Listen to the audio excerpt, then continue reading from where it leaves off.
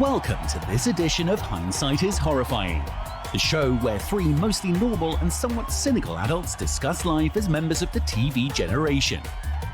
Now here are your hosts, Darth Jada, Jason Mitchell, and Adam B. I'm going to remember the order of that one day.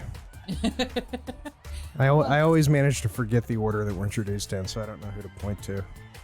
And I'm dyslexic, It so... keeps it interesting. Yeah. Keeps it exciting. Me, you, Adam. Yeah, you can tell me that, but I'm not going to remember it next time. Okay. Welcome back, everybody. Hi, everyone. What an exciting intro that I know. was. Wow. I know. Yeah. This is incredible because we're actually recording an episode after just a week. It's Holy unbelievable. Yeah, so we're None of us actually have been trying to get back hospitalized. back on schedule. I actually saw a doctor and didn't wind up in a hospital for 2 weeks. That's good. I escaped this time. That's good. That's Yes, good. it is. I agree. I am coming to you guys tonight wounded Uh-oh. because Your ego? I cracked my tooth. Oh, no. So tomorrow I have wax on my tooth. I have where the hole is. Orthodontist wax. Yeah, I jammed. hole? Oh, it's like 10% of the tooth is gone, which is also kind of weird because I don't know where it went. I bit down on an olive and it had a pit in it. Oh, no. And I'm assuming I just spit it out somewhere, but I think did I probably just swallowed a piece of my tooth? Well, I have to ask at this point, were you aware that a lot of olives have pits? Or what? How did this happen? Well, they're pitted olives. But there's a little Oh, so you're- teeny piece. so Just this enough wasn't- to Yeah. break a The tooth. one just made it past the machine. Oh, so and- this wasn't like at a restaurant. This was like a jar of olives? Or Yeah, what- from like Costco or whatever, Kalamata olives, but they had been pitted. Yeah. You heard And it they here weren't. first, Costco. We're coming for you. Yeah, because I got to get a crown put on tomorrow. You cracked our attorney's tooth, and Yeah, now it yeah. went down. Yeah. But speaking of unpleasant experiences, we What a are. segue. Yeah, thank you. We have a movie tonight that Ugh. it's a unique movie that really has two accomplishments going for it. One, it's the That's second. one more than I could think of. Well, it's the second worst Dan Aykroyd movie ever made. That's the one I thought of. And two, it proves scientifically that you can put Dan Aykroyd, Lorraine Newman, Jane Curtin, yeah. Garrett Morris, 20 years versus of the cast of Chris, SNL. Chris Farley, Adam Sandler, David Spade. David Spade, Drew Carey, Ellen DeGeneres, Phil Tom Hartman, Arnold. Dave Thomas, Michael McKean. all of those people in a movie. Jason Alexander. Michael Did Richards. you say Meadows? No, I didn't say no. Tim Meadows. Meadows. Yeah. You can put all those people in a movie and still come up with something that doesn't make me laugh A flaming once. hot disc of garbage. Not once. And that movie, now that you're all really excited to hear us talk about it, And now Davis, Franken and Davis. Remember the comedy duo? was Al Franken in it? Al Franken wasn't, but his buddy was. Davis. Tom Davis, I think his name is. He was the first, one of the guys to get eaten. Okay. Oh, right. Yeah. And somebody who ended up in Top Gun, but we'll talk about that when we get to it. We'll get around to Tell it. everybody, though, what movie we are watching. Oh, I've already forgotten. It's the Coneheads. Also known as Coneheads, Yes. which has one of the surprisingly, it has one of the longest synopses I've ever heard. I can believe that. Well, would we like to hear it? Because some of the more complicated movies that we've covered have a synopsis that's about a sentence, Three maybe sentences, too long. maybe. Yeah, because Maybe? because I do have to admit your synopses. I mean, like if we did the Ten Commandments, it would say Moses saves the Jews. Yeah. No, like, that's what I'm Yeah, saying. you know? The movies that deserve more detail don't get it, whereas this one, for instance, Shark Coneheads- eats people. Yeah, sharks in the bayou, Shark Night. But Coneheads from 1993. So Darth Jader was how old, gentlemen? I'm not going to say. She was 5 that year. Oh, she was so cute. And you know this how? Anyway. Just I'm not imagine. assuming you were cute. Oh, thank you. I'm just saying I have no evidence. You know. I wasn't. I had glasses about this size. No, I was but about then- a no, quarter, but that I was was- about a quarter of my current Yeah, but size. that's demonstrably cute, though. Yeah. No, it Yes. isn't because Yeah. we've talked about this. Because my 3rd grade teacher, I had those horn-rimmed metal glasses that Yeah. were the tortoise shell pattern back in the 90s. Yeah. And my 3rd grade teacher looked at me and she was like, "Oh, they give your face character. Well, you've convinced me Darth was a hideous baby. Move on. Yes. Should we hit play? Oh Possibly. yes, yeah. That's The not. movie will last forever Subtitles. if we don't. I'm just. This is an avoidance strategy on my part. Play the streaming cinema. Anyway, the synopsis of this movie is cone-headed extraterrestrials Beldar, Dan Aykroyd, and Prymaat, Jane Curtin, find themselves in New Jersey after a recon mission for their home planet of Remulac goes awry. Stranded, they are forced to live as typical suburban humans, which is hardly true. Beldar gets a job, and daughter, Connie, Michelle Burke, grows up to be a typical, if oddly shaped, teenager. When INS agents start investigating the family and Beldar receives sinister orders from Remulac, the Coneheads must decide whether or where their allegiance lies. Yeah, and just from the beginning of the movie, like the first shot of the movie, Mm-hmm. I remember in the theater, the first shot of the movie made me think this is going to be terrible because the spaceship has a cone. Like, oh, we're Coneheads, so everything we do has a cone on it. It's very squanch. Yeah, and it's like we say, don't "What's in your do cone?" everything like our oh look, it's the Nimitz class aircraft carrier. It's a giant head. Whenever you say cone, it's very contextual. You say what's in your cone, and people pick up on what you're laying down. Yeah. So, because a lot of their vocabulary centers around it as well. It's like, oh, you're coning, and your cone is too young. Like it's all cone based. Yeah, Nonsense. it's squanch, like you said. It's very squanch. squanchy. Yeah. Uh-huh. It's for those of you who are too young to know, there used to be a show that people watched called Saturday Night Live, which I believe still is on the air. It is. John Mulaney I believe he just hosted recently. Oh, good for him. I Good know. for him. He's back out touring, and he's doing well. Hi, Well, John. John cashed the check quickly so it doesn't bounce. But Saturday Night Live used to do this thing called comedy, and it was funny, and they used to hire like really talented people to be on it. Yes. And back in 1977, there was a skit about the Coneheads. Yes. And Because 16 SNL years later, Because you'll notice, hindsighters, for those of you who haven't, that a lot of SNL sketches have turned into movies. Not all of them should have. No. This is one that, probably could have taken a pass. For instance, Night at the Roxbury. That turned into a full-blown movie. yeah. Jim Carrey even guest starred in one of their sketches when he hosted. Well, I mean, I think the SNL movies, I think it began with the Blues Brothers, which wasn't Yeah, I was about to say, technically. which sketch first turned into a movie? I don't think that's really technically an SNL movie. I don't think Lorne Michaels directed it or produced it. It just Yeah, happened to 'cause he be did produce Coneheads. two, so- Yeah. two people on SNL, but that was independent. That was their musical career. They decided to break out into music. So that was Dan Aykroyd, top of his game. And John Belushi. Yeah, and John Belushi. Yeah, They were on a mission from God. I think the first real SNL movie then would probably be Wayne's World, because Yeah, Wayne's okay. World paved the way for this movie. Okay. And I think they said, well, Wayne's World, they turned a skit into a movie and it was a big success, and we're going to do a sequel, and let's offer Lorne Michaels another movie. Yeah. And this is This was what we the got. Yeah, the Unfortunately. afterbirth, we'll call it. yeah.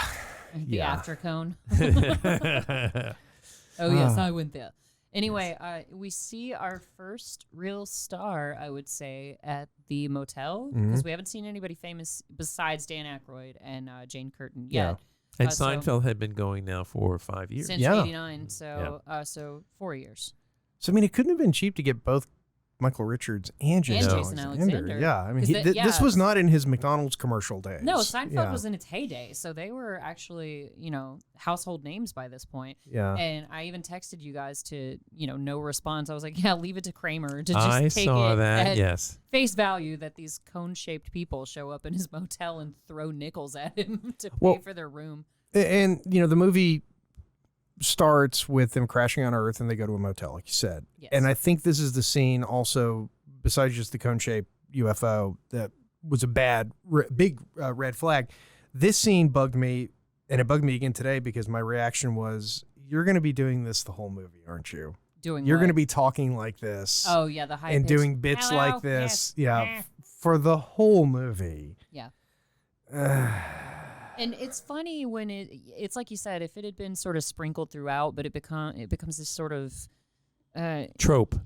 trope. That's a great word for it. Where they Or just they say, a trope. Trope. Yes. Trope. For instance, the first instance that I noticed was when they were describing money because they have to pay for the room that they're renting. So Prymaat busts the Pepsi machine to get actual human currency to pay for their motel room. And what currency do they call discs. Metallic Tinder discs. Tinder discs, yeah, Tinder discs. And that's what she calls it. She just flings a bunch of coins at him. And he's like, oh, yeah, that'll work. And there you go. So. Back in the day when you could get a hotel like that. No shit. No driver's license. Nothing. No nothing. They didn't ask any questions. Well, and this is one of those movies, and I wrote this down, assuming it's funny. He just ate soap. And he's about to eat toilet paper. He's an alien, and he doesn't know what...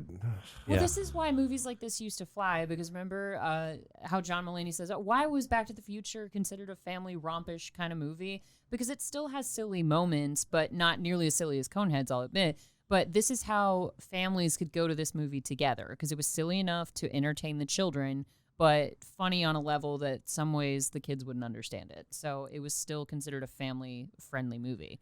Yeah, rated PG-13. And it's like the kids are laughing at Dan Aykroyd eating soap and toilet paper, but the adults are laughing at the fact that he's using condoms as a chewing gum source. Or that she's reading, the Gideon Bible and laughing. And that she's getting her sex tips from House and Garden. Good Housekeeping or House? Good Housekeeping? Is that what it was? I wrote it down. So, it was Good Housekeeping. Okay. Good call, Adam. Oh, is that where you get your sex tips? Is that why you knew? That's why I knew it so well. Okay, so bowling never comes up again in this movie, but golf comes up a lot. Golf Wouldn't it have made sense to have him watching golf on TV, and that would have sort of tied things in down the road? Yeah. Sinbad. Sinbad is also Sinbad's in it, and Eddie Griffin. Eddie Griffin. Lots of stars. Who I didn't think was even born back then, but I guess these guys are all getting old, aren't they?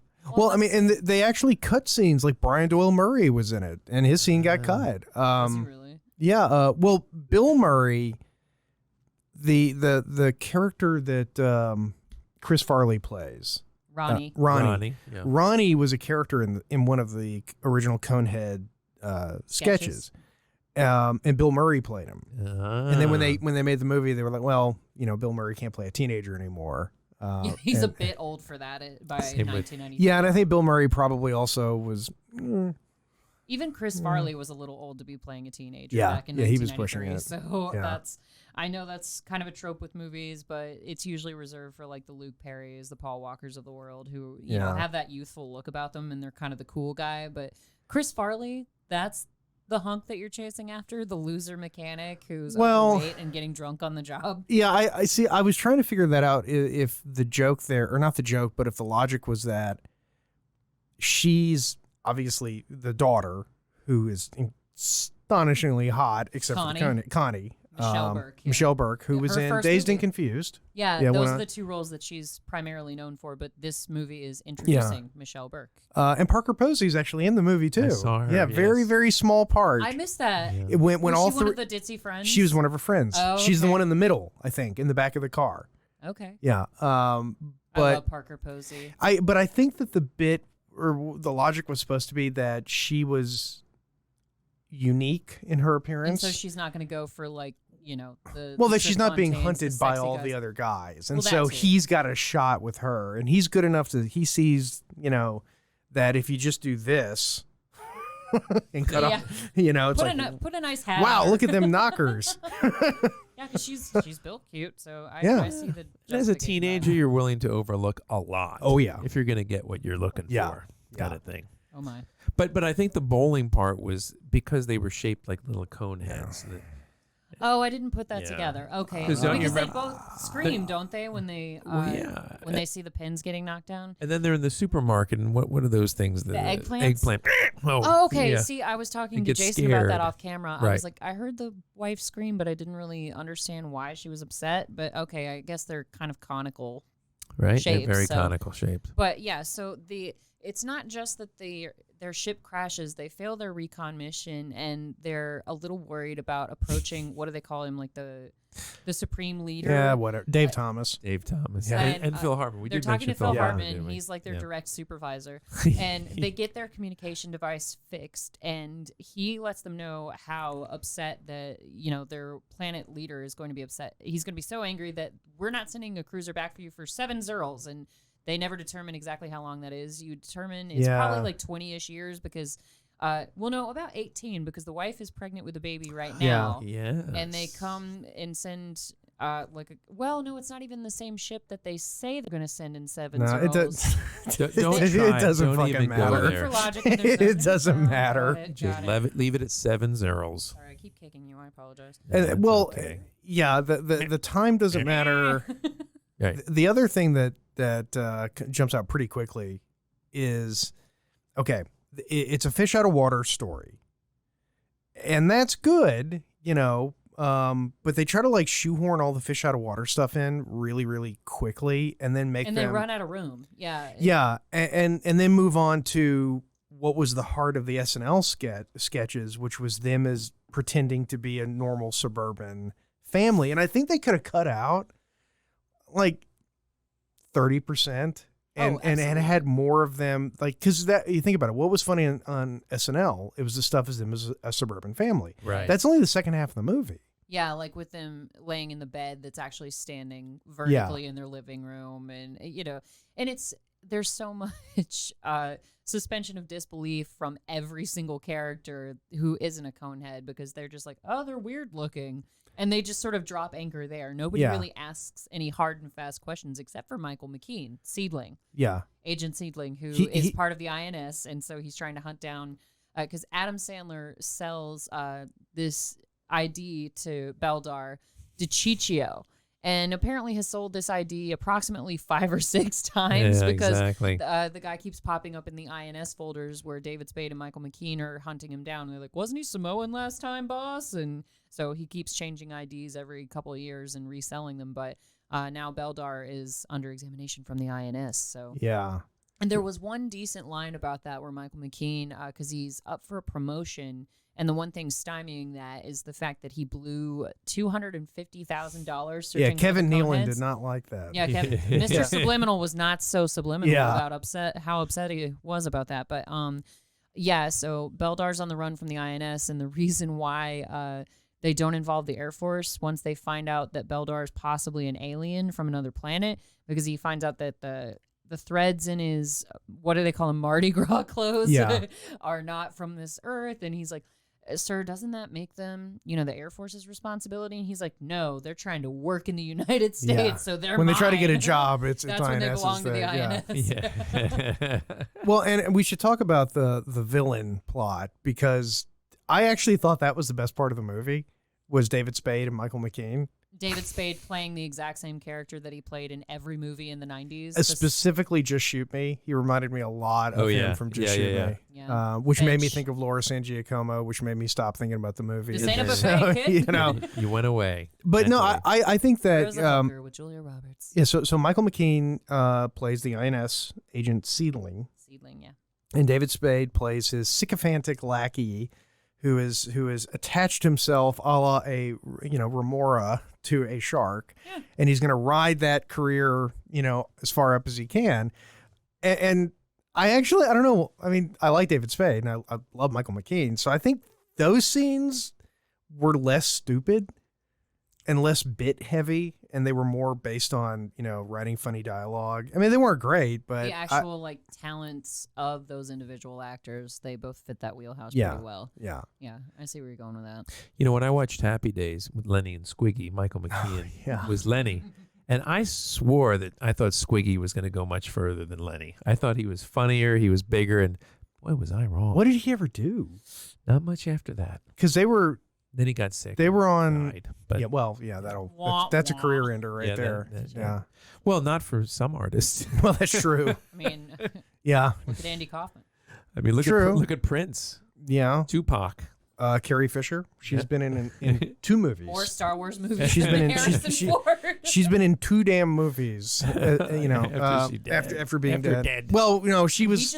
She was alive when they made Rogue One, I think. Right. But they put her in as young Carrie Fisher. Although I don't know. I have to look it up. She might have been dead for that too. The only character that really died has been featured a little bit more than Harrison Ford. Whereas, Mark, spoiler alert, the 2 characters that die in the story, they're still around in real life. So they don't want to have anything to do with it anymore.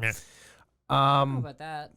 I think it was just Harrison Ford that's he specifically yeah. asked to be done, but I don't think Mark Hamill asked for that. I think that just sort of came about naturally. Unless I'm mistaken. I don't know. But we're talking about Lenny and Coneheads. Squiggy. Lenny and Squiggy is what we're talking about. Michael McKean, for those of you who are, who don't know, and I can understand that because, he hasn't really. Between Lenny and Squiggy, who is the schlemiel and who's the schlemazel? I don't remember. Because do you guys know the difference between a schlemiel and a I don't. schlemazel? Help me out. No, I don't. A schlemiel is the person who spills their soup at a party. Okay, the schlemiel. Yeah, Got the it. schlemiel spills their soup at a party. The schlemazel is the person upon whom the soup is spilled? Yes, exactly. Thank you for finishing. I'm more that correctly. familiar with the Haas and Pfeffer Incorporated, Yeah. actually. That's just me. Do do do do do do do do do. Anyway, but Michael McKean, famous for, of course, Spinal Tap. Yes. Best in Show. Best in Show. Yeah, he's been in a few. Waiting for Guffman? Yeah. Yes. That was good. Yes. That was good. Best in Show was good too. Actually, all of those. They're all great. For the oddest reason, and I know they're very different actors, so laugh if you want, but I always had the same vibe from him and the principal, the dad from Beetlejuice, the principal from Ferris Bueller, Jeffrey Jones. Yeah, I always got a similar vibe from them. I almost said Jared from Subway. Why did I do that? They lost a lot of weight eating those sandwiches. What's the connection between those two? Yeah, I know. It's like, it seems like that's serendipitous almost. Interesting. Weird. But yeah, I agree with you, actually. I think you're totally correct. They play similar characters, I want to say, like kind of crotchety, authoritarian kind of guys. I don't know. I always just got similar vibes. I knew they were different actors and they look very different from each other, but John Lovitz, we forgot to mention. Oh yeah, him. John Lovitz. Yeah. The radio. The great John Lovitz. Yes. Cigarette? No, thank you. I wasn't talking to you. I was talking to the cigarette. Cigarette, prepare to be smoked. Did you guys ever watch The Critic? No. Oh, it was The Critic, in my opinion, is the precursor to modern grown-up animation. Rick and Morty and South Park and Family Guy, they owe a lot to John Lovitz because his show, The Critic, which I think only made it might have gone 2 seasons. It was on ABC, and he played a film critic, and so it was great because it enabled him. The show could have clips from current popular movies, which at the time was like Jurassic Park. Mm-hmm. And actors from current movies, so you got Schwarzenegger and people like that in there. But it was like the original adult comedy series, and it's largely forgotten, and I think that's a shame. And John Lovitz was great in it. Okay. Yeah, it's super. Well, he was in his prime here. He was the best. The pathological liar. Oh yeah, and I just loved that. Okay, so we're at the scene where he's at the Beldar is at the dentist, and he's because what does Sinbad tell him? That he has to look good, be his own boss, to make it in America, and starting with those teeth. Because Beldar, and Prymaat have very sharp conical teeth, and so he has to get them not capped. What does he do? I don't know. He gets them flattened. Yeah, capped. So that they look like normal humanoid teeth. Yeah, but and then which turns out to be treason. Spoiler alert on his home planet of Rimulac. Of all the crimes he could commit.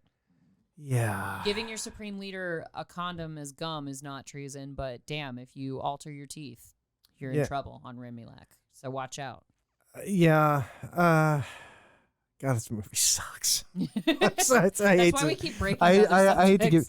Well, what I was going to say though about the what you call it, the dentist scene with John Lovitz is that I know you got to suspend disbelief, and I know it's a silly movie, but if a dentist walks in and a guy has 3 rows of top teeth and they're all sharp, and he can open his mouth so big that you can fit a nitrous mask inside, and he's just okay. And just that's what I'm saying. Everybody around them is just like shrug. I guess Bill's $50,000, because it's like remember, a grand a tooth. They are close to New York City, where you can almost do whatever you want, dress in any clothes.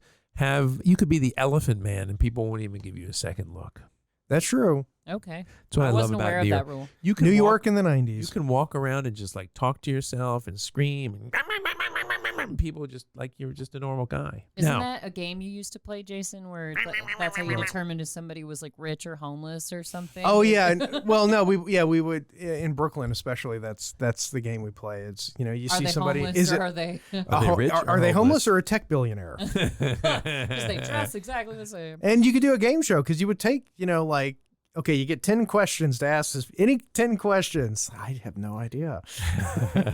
Like, do you like ice cream? Is it artisanal? Tech billionaire. Right, that's right. Got that's it. Right.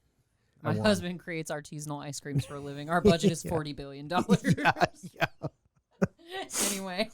So David Spade is doing his little suck-up routine, and you see that throughout the movie where the other agents might find an important clue, and he's like, oh, don't bother Seedling. He's in a bad mood right now, and then he turns around and takes credit for whatever agent's work it was. Which I like it. I just think he's clever.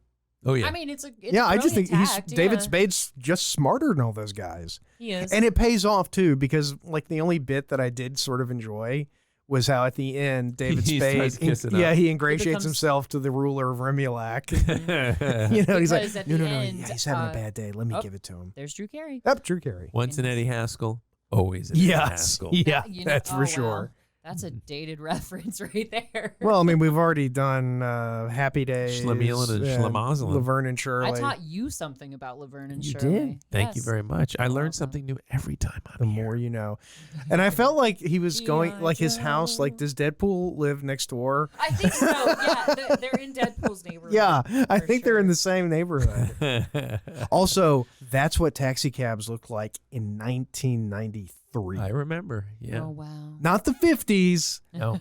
They look like look at police cars from the 90s, and you think, no, they didn't look like that. Yeah, they did. Well, if you watch the show Taxi, I'm like, really? They still were that big in the back seat? They're huge. And then they got past that. Now you got to squeeze into them. It's not comfortable. Now we have to suffer through the she's having a baby. Yeah, the birthing scene. Yeah, it's pretty gross. So we can just scoot right past that if we feel like I think I'm okay with that. It was the birthing part. I had to avert my gaze. Yeah, there's basically a monsoon, and Connie's born. I averted my gaze during the sex scene in the second half of the movie. Oh, yeah, I did avert that, too. Yeah, that was... Well, I paid attention because I've never gotten sex tips from, Good Housekeeping. And I thought I could learn a thing or two, but I was wrong. Really? Did you see the way she was dressed, though? That was kind of sexy. Oh, okay, I'll keep that in mind. Yeah. That's good to know. She was dressed like Bride of Frankenstein. Yeah. Or Marge Simpson. I couldn't remember which the the wig was very Marge Simpson because it had to cover her cone. Right. So. Well, before we, because we're a couple minutes out from a break, but, speaking of looking good, one of the SNL people that I had a crush on, Jan Hooks.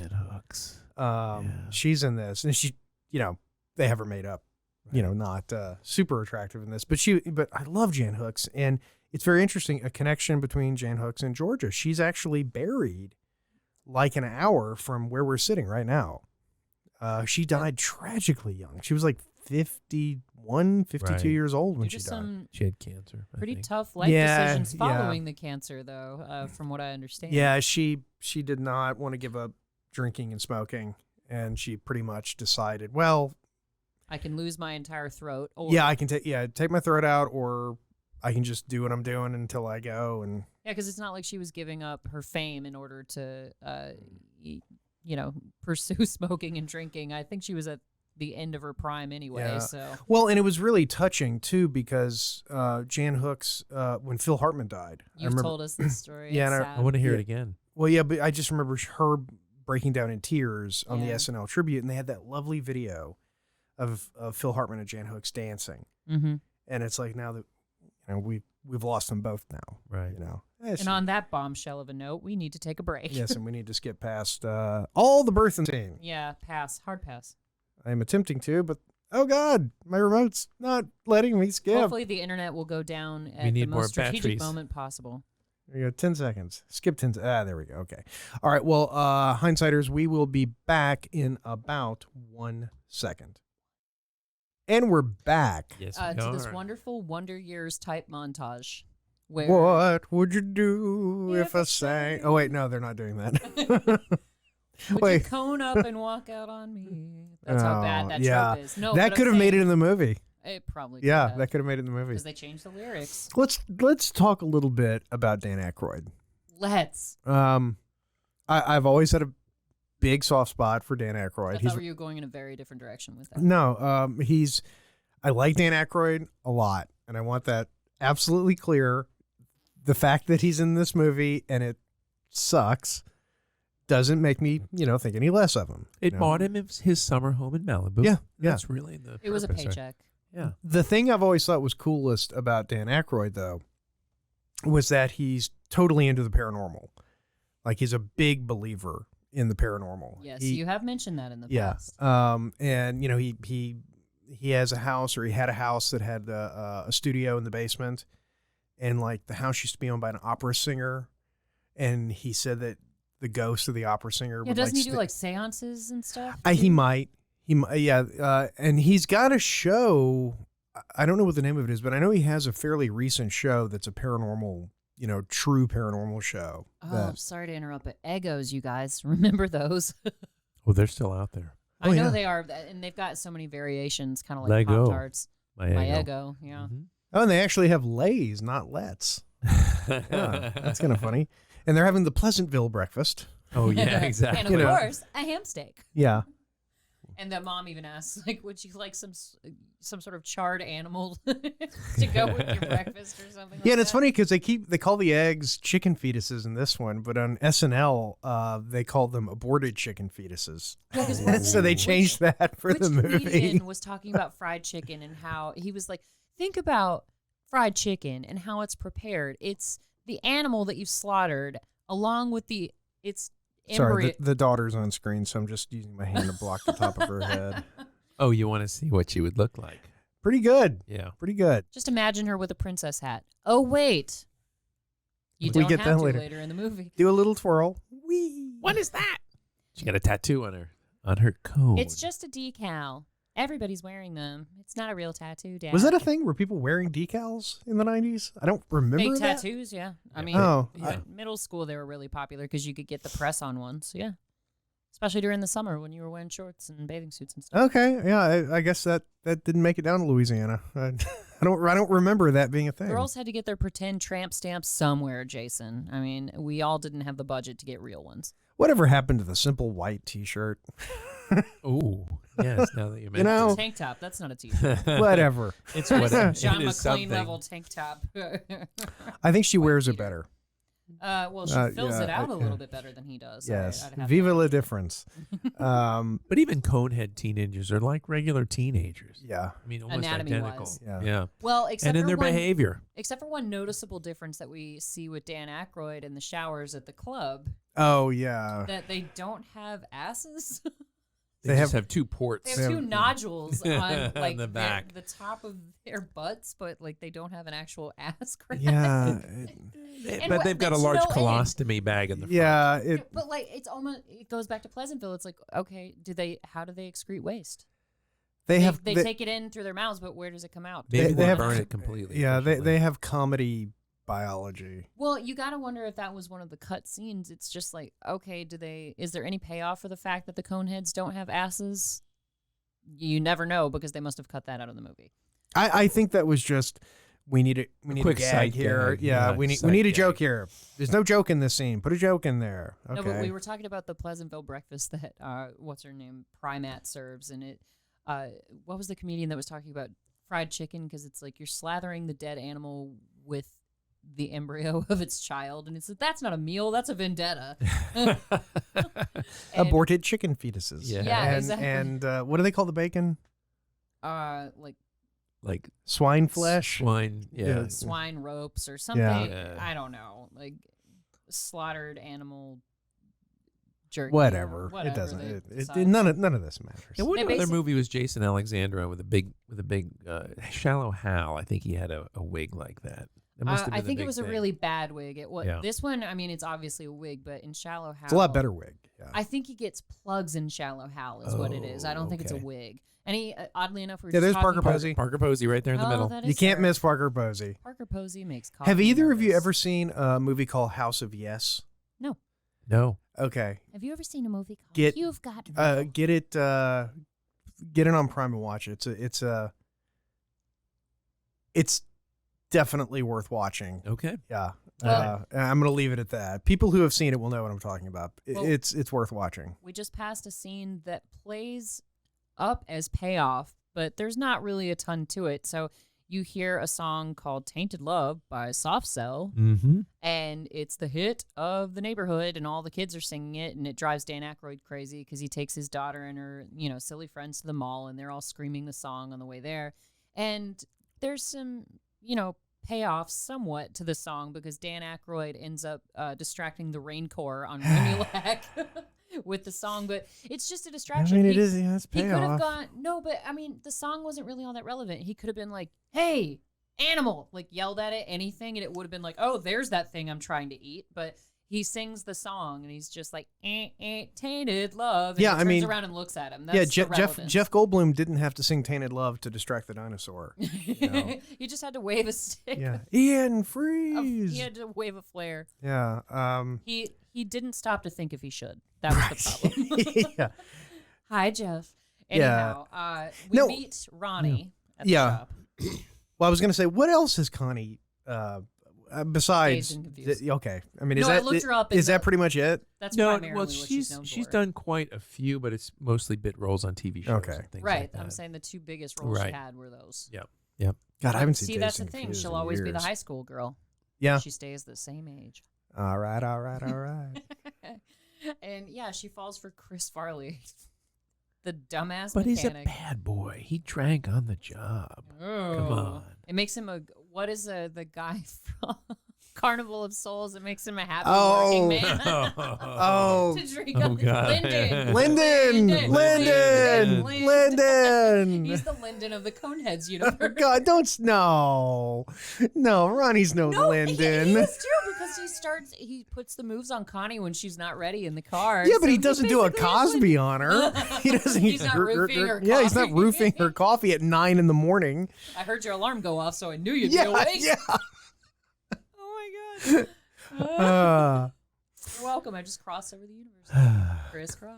so Lyndon, what you're saying is Lyndon is Ronnie's father. So Ronnie is the love child of oh God, what was her name? Lyndon and Blondie. We'll No, just because say Lyndon that. never technically existed. Oh Yeah, so no. yeah, that's true. Sorry, this okay. one doesn't pan out. Damn. Sorry, Jason. Because Lyndon was never a real guy.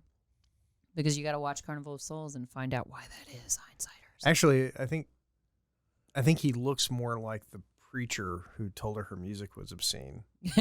Have you no reverence? Yes. Well, he doesn't exist either. We think. Pretty much no one in that we movie think. exists. Yeah. I don't know. I'm going with my hypothesis. Damn, what was it? theory. What was the actress's name? That's gonna drive me nuts. Beverly, Beth. Well, let's find out. You guys talk about Coneheads. We'll Yeah, chat. we'll We'll talk chat. about Coneheads. There's the symbol, the iconic Conehead symbol Yeah. on his keys. And Which that's how they find them later because Yeah. it's in one of their advertisements. and I think that's part of the problem with a movie like this is that it doesn't make any sense. Candace Hilligoss. Hilligoss. Yeah. It doesn't make any sense to a point that. Hang on, the daughter's on screen. Oh yeah. And she just hoovers a foot-long sandwich, so I figured that was every man's fantasy. Yeah, that would be it. Well, you know, women say that, but you know, I've heard men say that too. oh They're God, like, it's like whenever- Roger Rabbit special effects. It really is bad. No, Yeah. but I've heard men say like if women are eating anything resembling like a banana or something long and cylindrical, they're like, oh yeah, I'll pay attention to that. I mean, yeah, sort of, except for the, you know, chewing it up and consuming it apart. Well, I mean, You a know. sandwich doesn't really fit that. With a banana, I can sort of see it, but with a Subway sandwich. What do you at home think? Yeah. that's what we need. Text. Speaking 492. of penis jokes, Yeah. Lois Eggplant. Griffin screams in the grocery store. yeah. I mean, this Jane Curtin, I think, almost gets overshadowed in this movie, which is a shame because, you know, I mean, she's just as much Coneheads as Dan Aykroyd. Yeah. And yeah, Jane Curtin is so wonderful. He's 5 years older than Dan Aykroyd, by the way. Really? You trying to cougar shame over here? Just a little bit, maybe. She was born in 47. No. He was born in 52. The woman who plays Jason Alexander's wife, she's not SNL. I don't remember her from anything. No. I have no idea Okay. who she is. I didn't think so. It's, you know, I thought they were making like, you know, she sees an eggplant and is like, is it a sex thing? Is it? Well, no, I thought it was like Adam a already dead mentioned this. conehead or something. Like Just how the he pins. saw the pins getting knocked down during bowling, and Yeah. then it's like these Oh, inanimate there's Jan cones. Hooks. Yeah, and she's hitting on Dan Aykroyd, and I love their interaction. So, basically, she's trying to steal Mr. Conehead away from Mrs. Conehead, and she keeps coming to his driver's ed class over and over again under the guise of just, oh, I'm just not ready to take that driver's test, Beldar. I just can't do it. And she smooches on him pretty heavily in the car, and he's like, it is natural that you would have feelings for your driving instructor. When my leader returns, I will. Basically, he tells her he's going to whitelist her. Yeah, she goes on the safe Spare her, list. yes, Yeah. yes. She will not be harmed. I just took you off the whitelist, and the killbots are live. Yeah, see, and I think, again, that's another weakness to the movie is that it has this whole subtext of, you know, the Coneheads want to invade Earth and enslave Earth and everything. But it's like, it's so That just... never comes full circle either. Not Well, really. I mean, they try to invade at the end. They send the Armada. No, they don't try. It's a ruse, you big dumb idiot, because that's No, how they get to live on Earth. No, I know, but they are taking the steps. They're moving forward with their plan to invade. Yeah, they had an armada, but then Beldar. Yeah, he has the tricked them ruse. He into- tricks yeah. them. Beldar tricks the Armada into That's leaving. what I just said. No, I know, but but You it implied does that they- come full circle though, because they do actually try to invade. That's the end of the movie, so it comes back around. But he stops them from invading. Right. I- But if they never tried to invade, circle broken. They try to invade, but are thwarted. Yeah, Full circle. it brought it around, so it wrapped it Fine. up. Yeah, Wrap Two it up. against one. yeah, but Ew. but the Doesn't whole thing is though, Tower of Power. Oh, You brought it up earlier. makes me Off think camera, yeah. which makes it more interesting. Yeah, because what were we comparing it to? Oh, Thirst Trap. Yeah, Yeah, I We were learned a having new a- term today, Hindsighters. yeah, because Oh. Darth had never heard Thirst Trap before, and she wondered if it was similar to Tower of Power. No, because I learned a lot of, let's just say, interesting terms from the boys on Yes, this we show. do. We try to And, educate. Is that what you want to call it? You know, I learn it off the streets. Furthering my education. Mom Mr. and Dad are not going to teach you this stuff. No. Hopefully not. Typically not. No, but I've learned quite a few interesting terms on this show, Hindsighters. And today, Jason enlightened me as to thirst trap. And I asked if it's worse than Tower of Power. I didn't. Yeah, and I compare. said no. I was like, do I want to look this up or is it worse? And you said No, it it- wasn't. So I no, looked it up. it's not worse than Tower of And Power. I learned something today. So there you go. Yeah, you guys at home, you have Google. Google Use it. Yeah, absolutely. Yeah. Google the box. So we have a scene that is coming up now where Ronnie goes full Lyndon. yeah, but it's like, well, we need to have some conflict between them, so just have one of the characters, have Ronnie just like try to, you know, kind of force himself on her, Yeah. sort of, and but Well, then she's the one who, he like, says he's hoovers his sorry. face. Yeah, but then he says he's sorry, so it's fine. I think he sincerely likes her. Oh, he does. Yeah. He Yeah. does. Oh, he definitely does. Well, because he even approaches her dad. So he kind of goes a little too far for Connie's taste. And she's like, oh, yeah, Dad was right. Earthling boys only want one thing. And so really Dan wants that Aykroyd power. basically turns into a can opener and rips the hood Of his top shit box. car. And he, you know, if he basically said if he wasn't afraid of being arrested, that he would crush Chris Farley's skull, and chases him off. And the daughter gets mad, and then there's that. I guess, you know, as the father of a daughter, you can explain this dynamic to me. Dan Aykroyd thinks he's doing good by his daughter by chasing off the guy who, you know, was going a little too far, and then she gets mad at her dad for chasing off Yeah, the skeezy boy. That's normal. Yeah. Okay. Yeah, totally normal. And then the mom has to go talk to the daughter, talk her down the ledge, or off the ledge rather.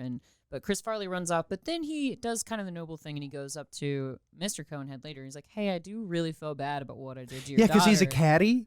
Yeah, all of a sudden- inexplicably, All of a sudden, he shows up on the golf course and he's he's a full-time mechanic, and yet he's a caddy. Yeah, and he's He's a teenager with multiple jobs, Yeah. I guess is the picture that they're trying to paint. I really don't know. But once Yeah. again, you're looking for logic where there's zero to be right. found.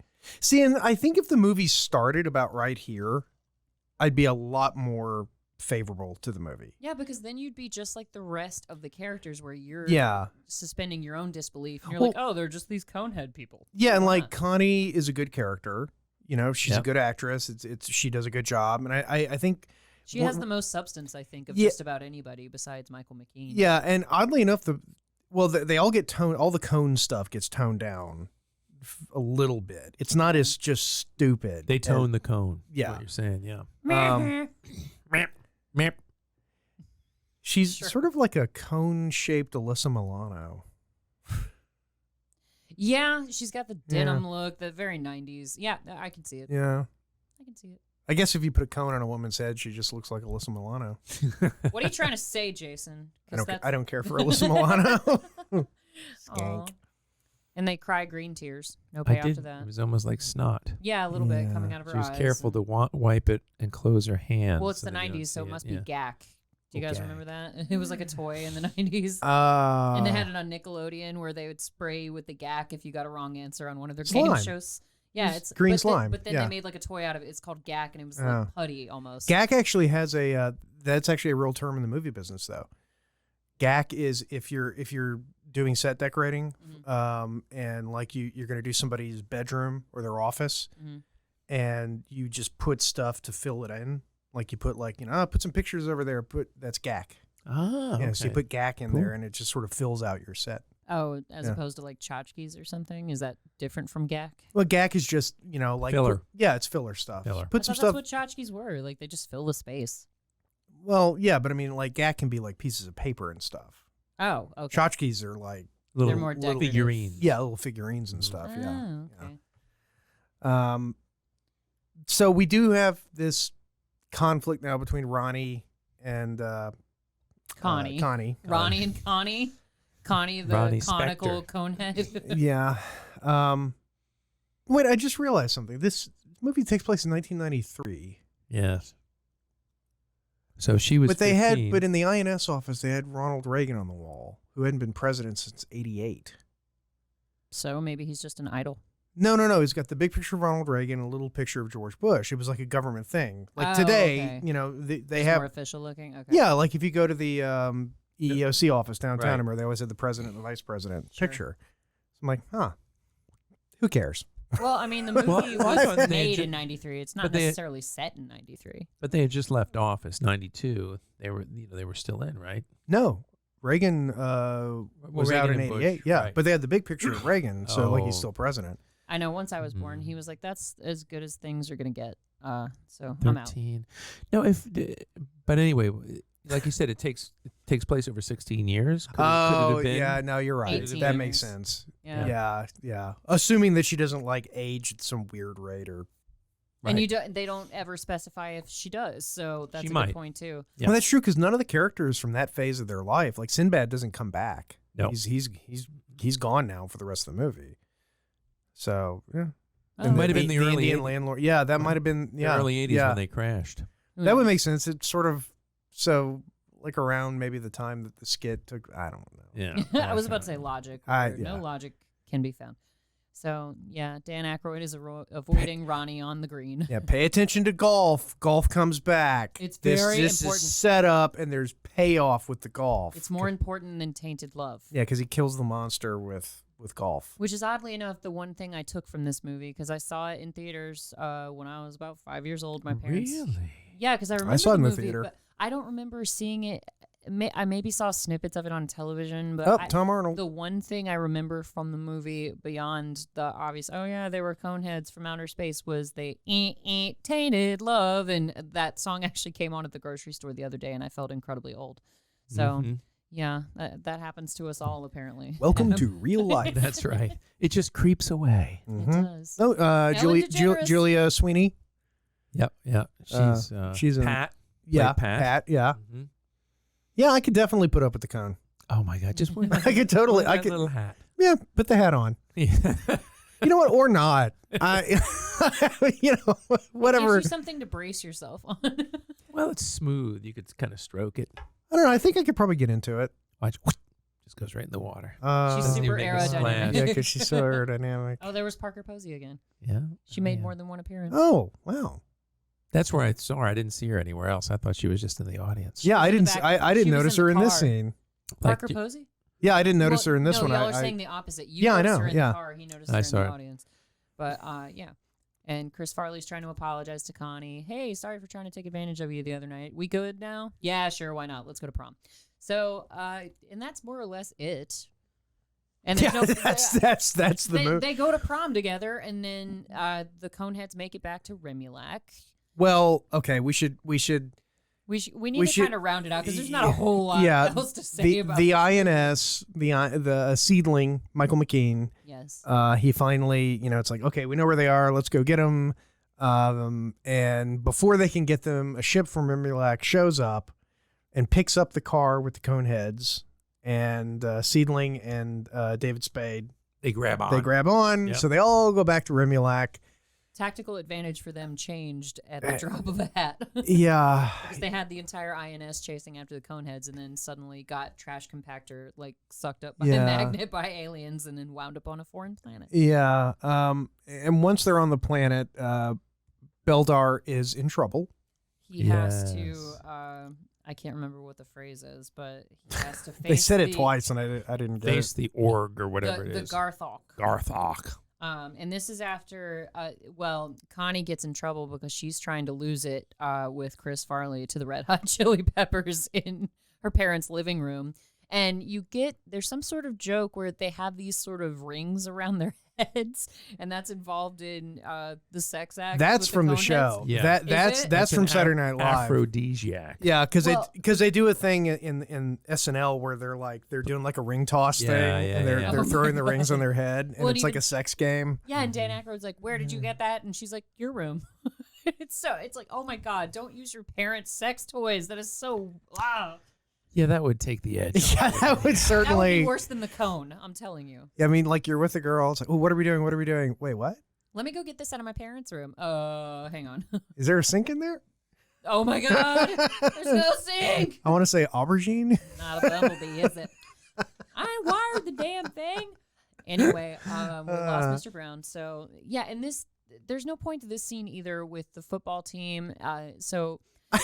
Mr. Conehead sets off a firework, and he's being made fun of by one of the other dads at the high school. And he's like the fire marshal. He's the fire marshal. Yeah. Oh, I didn't notice that. But he's like, pretty. And he's making Mr. Conehead feel bad for cheaping out on the fireworks. And he's the fire marshal. He should not want huge fireworks, but he gets basically a nuclear explosion to explode over the whatever field. Whatever To what end? Because nobody's blinded, nothing happens. Well, whatever Beldar bought as far as fireworks was apparently so spectacular that they couldn't even afford to really animate it and show it to it. Yeah. You see it for like a split second. You see this like Death Star explosion, and then that's it. And then you just see people's reactions. And and it's like waiting, when's the camera going to turn around so I can see it?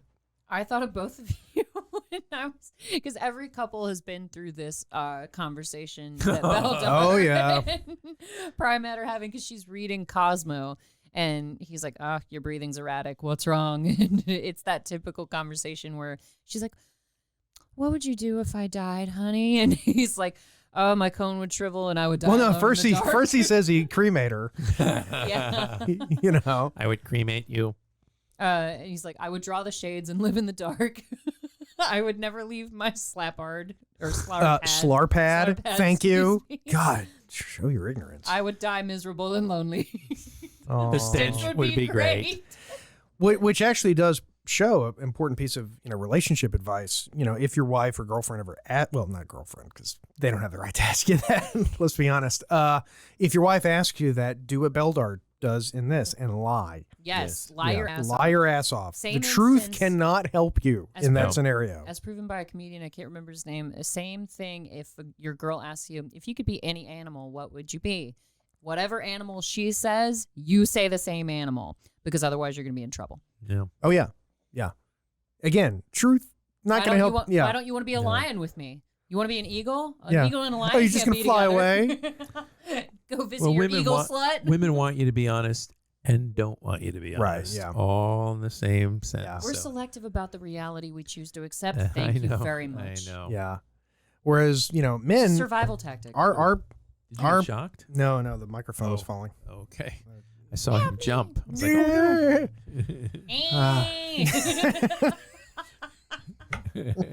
You're welcome. It's weird because it's not a funny movie, but you doing that was funny. She does it very well. But yeah, so the secret to every relationship, hindsighters, is to lie. Mm-hmm. You're 3 experts. Deception and denial. Yes. Was pretty much the key. A careful to, balance of both. You have to have both, or else it's not somebody work. once said the key is sincerity, and if you can fake that, you're going to be fine. Absolutely. I mean, Friends covered it years ago when Chandler got into a fight with one of his girlfriends, Janice, and he's like, "Oh, she doesn't want me to tell her that she's gained a little weight? No, you've got to lie to your girlfriend.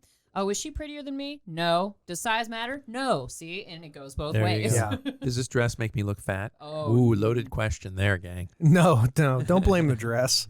No, honey. In fact, you're too skinny. No, it doesn't. You'd look fat in anything. Ooh, that's where the truth begins to hurt. How many years of marriage before you start talking like that? That's about the 10-year mark. Yeah. I have so much to look forward to. Oh, it's what is it? Magical. Oh, it's Marriage is going to be very magical. Yeah. No, stop saying that one, but because you guys seem to forget that I'm the girl going into marriage. I'm going to be the happy one. Josh is going to be the miserable. No, you're not. Neither of you will. No, be if you were happy. going to be happy, if the woman was happy, the marriage would be fine. Because literally, in a scenario where a guy has, like a Wolverine biting his arm off, honey, are you okay? Oh, I'm having a wonderful day. Great. See, Go I'm ahead, generally- buddy. Eat away. But I'm Take generally the arm happy, off. though. I must be You're special. like stop eating the paste special or No. No, You but shall not pay. You shall not pay. happy spouse, happy house. Yeah. We go more by that. Yeah. Well, that's true because somebody said that once. It shouldn't be happy wife, happy life. It should be happy spouse, happy house. yeah. Agreed. Because I think I amazed y'all once where I was like, yeah, when Josh comes home in a bad mood or he's worn out, I'm like, why don't you go upstairs and have a quick shower? I'll make dinner and I'll call you when it's ready. No, And y'all were like, serious. where did you come from? Like, Why don't you go rub one out, have a shot of tequila, and then come on down, okay? I'll send up a hooker. Everything. It'll be a great evening. Don't worry. I'll make a snack. But See, that's why sex robots are going to save so many marriages. Well, it's outsourcing. Oh, yeah. Yeah. outsourcing. Yeah. Yeah. It's like, I really don't want to do this anymore. Well, then we'll outsource it. Yeah, exactly. Yeah. Oh my god. Works great. Because what is that Ron White joke? I'm a pretty good dog, but if you don't pet me once in a while, it's gonna be hard to keep me under the porch. You heard Well, that from a lady in somebody, Insiders. because I saw that once, somebody said, women, if you want your men to be happy, don't yell, give him good food, and every once in a while touch his pee-pee. And that's, It's pretty simple. it's like formula. we are not complex creatures. Yeah, you get sex and food from us. I mean, that's all you really need. We're super simple. Oh, Just God, remember, yeah. I mean, super, super Yeah, simple. ridiculously simple. Yeah. Yeah. I mean, like, if you think that we're having a complex emotional or Put we're- that out no, of your we're mind not. immediately. We're not. Yeah. Yeah. It's like that meme, that's been used a million times where I it's bet he's thinking about other yeah, women. and then the guy's thinking like, why won't my motorcycle start? Meanwhile, Jason's version of that is Elaine thinking, I bet he's thinking about other women, and him going, skibbity, skibbity, skibbity, skibbity. Wait, are you doing the Skibbity song? Whatever. I saw Skibbity the one- pop pop pop. There you go. Skibbity pop pop. The skibbity song. That's Oh all no, I but know. we can't. No, they're Russian though, so we have to. Oh yeah. Oh, I didn't realize they were Russian. Yeah, I wonder how the Skibbity guys with their political stance. Oh. That would be interesting. Well, they're to find. artists. They'll probably be They're against artists. death and Well, since destruction generally. Zelensky is he's an artist too. He's He's a comedian. Yeah, Comedian, stand-up yeah. comedian. Yeah. Yeah. So the movie is. It's about to wrap up. I needed this How we movie. doing? Like It goes on 15 minutes too long. Yeah. I needed this movie like I needed a cone in the head. Yeah. You should have stopped at the. Yeah. Yeah. Because of the costume he's wearing. I found it hilarious. Oh, It made me laugh. Oh, Lincoln was Jewish. that's horrible. He was shot in the temple. Okay, here's. Okay, Beldar Too is actually soon? dressed Too as soon? President Lincoln. Never too That's soon. important to point out right now. But a great part. Oh, Pepsi paid for a hell of a lot of advertising. In And this Subway. movie. Yes. Subway beat out either Burger King or McDonald's. There was actually a bidding war. Connie brought a whole new meaning to eat fresh. Yeah. Anyway, I love you, Subway. Subway. I just realized what her costume was. I did not know what it was. What is it? Do tell, Adam. Is she lipstick? She almost looks like lipstick. Yeah, she's a Oh, lipstick. okay. Yeah. Yeah. She's lipstick. I actually, yeah, I Either that didn't. or a I dog's penis. One Yeah. or the other. I don't know. Ew. kind of looks more like Red Rocket. Ew. Red Rocket. Yep, here comes the lipstick. I see. There you go. Put that princess hat on, and Oh. No, you know who she reminds me of? She reminds me of Haley Arantia, the actress from the Goldbergs. She plays. I've never seen the Goldbergs. Oh, it's a great show. I've heard you say that. It's a really good show. But no, she's a musician also. She's got a few albums. But yeah, that's who she reminds me of. That's a great story. Yeah. I had a question, and I'm not sure if either of you will be able to answer it, but let's see. So We'll try. since Dan Aykroyd is Canadian, and the whole front is that the Coneheads are from France, we are from France, and that's how they explain their odd ways. Because apparently everyone in the 1990s was about as backward thinking as everyone. Well, that was the bit in the skit. I guess, but That was from the late France. 70s, right? But to test him, Michael McKean starts blathering off in French, and Dan Aykroyd comes back. They're at him both with Canadian. French. So that's what I'm saying. They're both from Canada. So was that just them having a conversation? In I think so. French? I think they both are. Probably. I think they're both bi. Yep. What? Well, in that case, so are we, Mr. Brown. We're both bi. I know I am, but I didn't know you were. Claro que sí. That kind of bi. Oh. In case you were wondering. Could you strike that from the record? Is there any way to? I'm sorry, I don't want that. I don't know. I don't know if any of these buttons do. He always makes it. No.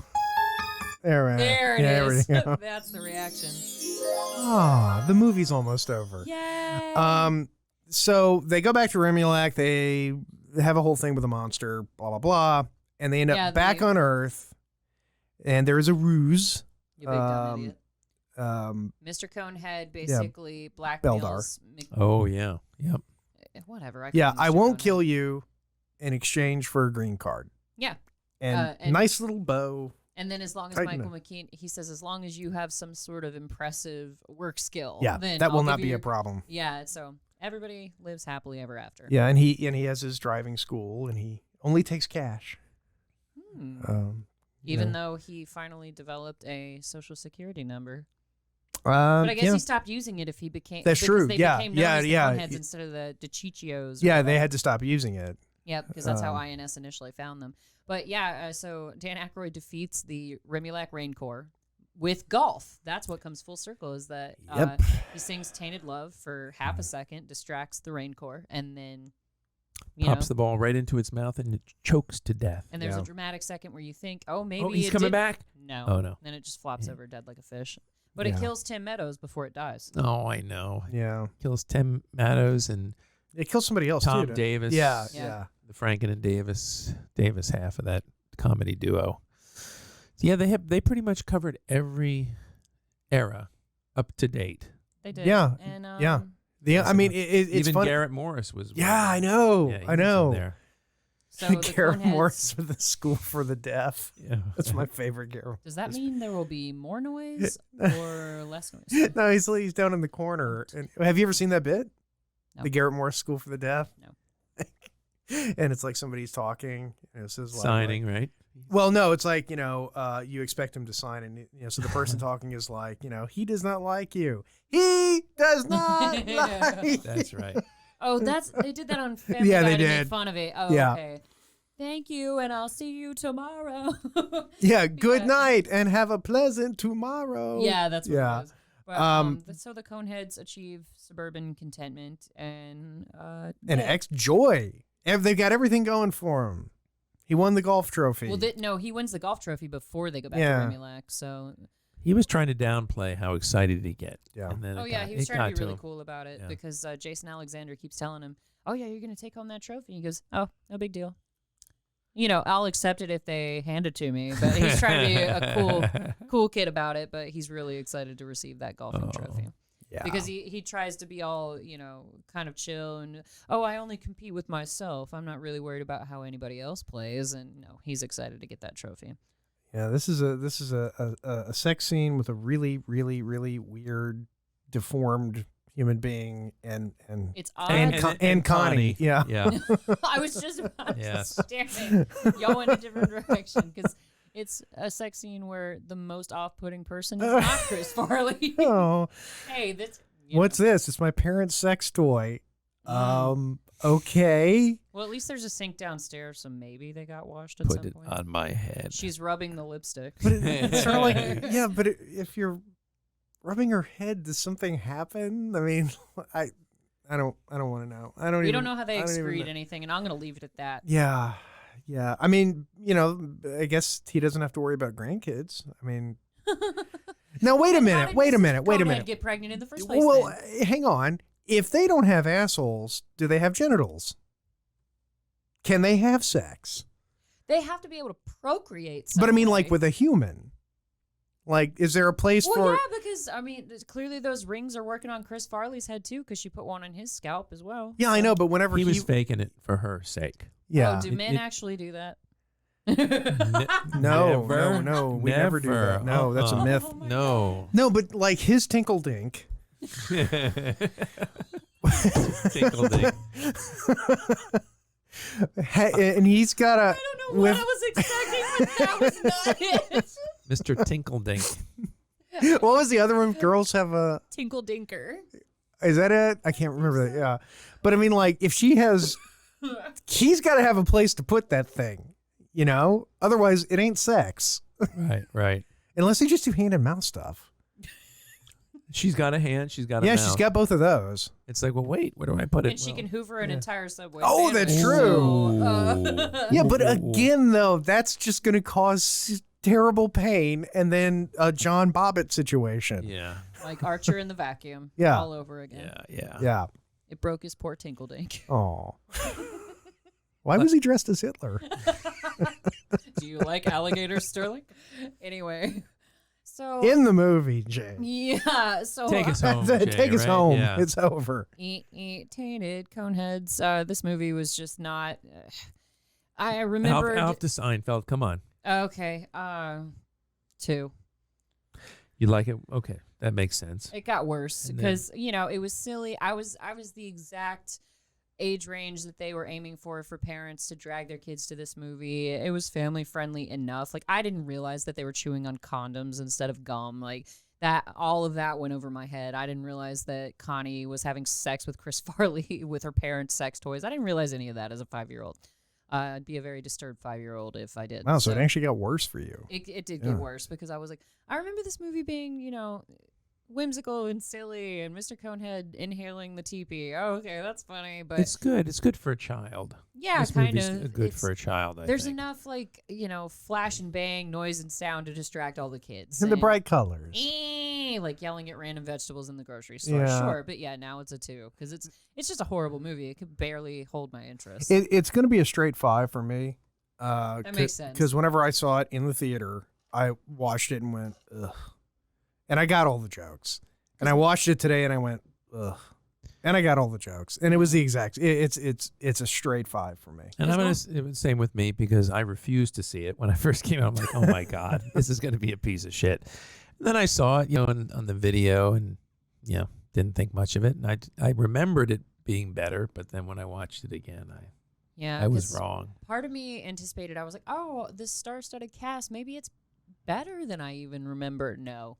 And that was part of what made me give it such a low grade because it's like you said earlier, Jason, you'd think that with all these powerhouse stars in it that they could wrangle some sort of positive entertainment. Yeah. No, it didn't hold my interest. Well, it goes to show you if you don't have a good script, you can have the best actors in the world. Doesn't matter if the writing's bad. The writing's bad. And everybody tried, Oh yeah, everybody was committed. Nobody was in it.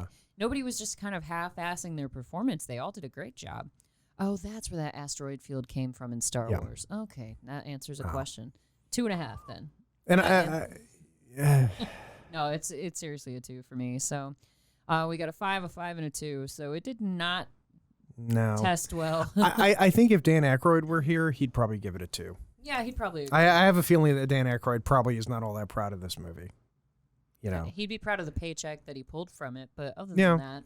But seriously, though, I mean, it's the second worst Dan Aykroyd, because if you ever seen Nothing But Trouble, it's awful. Okay. Awful. Good Terrible to know. movie. So either people are, searching for that now, or they'll just avoid it. Did you figure out what the movie grossed? Did this make money?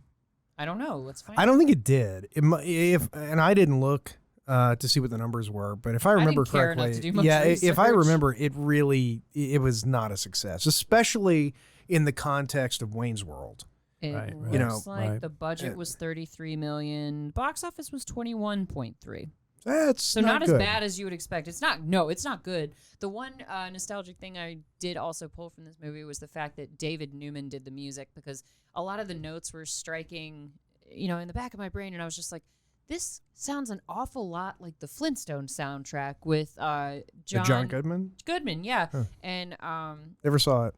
yeah, and Rick Moranis, and I was just like, the music sounds so similar, so I had to look it up, and I was like, oh yeah, David Newman, he did the music for both of them, and How to Lose a Guy in 10 Days, and a lot of other famous projects. So that was a good nostalgia factor for me, but it didn't range very well. Trying to come up with something positive to say. I was. It's good. That's good. But still, it didn't save the score at the end of the day. It just But that's doesn't. Tom Davis there. That's who that actor is.